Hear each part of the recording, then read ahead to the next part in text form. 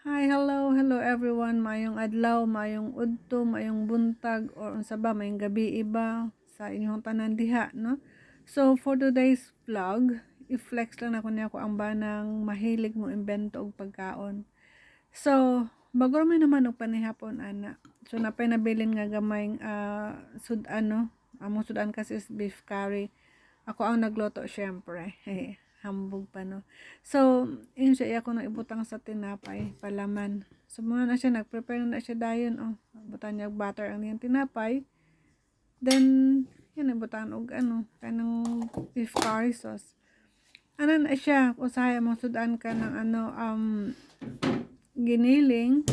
Iya po na mo ningon ana, ipalaman niya ang giniling sa tinapay, o di kaya ang pasta sauce. Muna yung ginahimo per me. Dili na usa ka tinapay, duha na ka tinapay ang gihimo. Oh, di ba? Tanawa lang. Sa mamangita ana. Sa bagay wala na siya pili sa kaon. Maski unsa may butang sa lamesa, as long as walay kamatis, okay ra gyud na siya kaayo. So anyway guys, salamat sa paglantaw. Ug ayaw kalimot sa pag-subscribe, no, and click that notification bell, no, para updated mo palagi sa ko ang mga videos. Tuara na. Tanawa. Lipay kaayo siya. Mabaw ra kani kalipay na ang partner.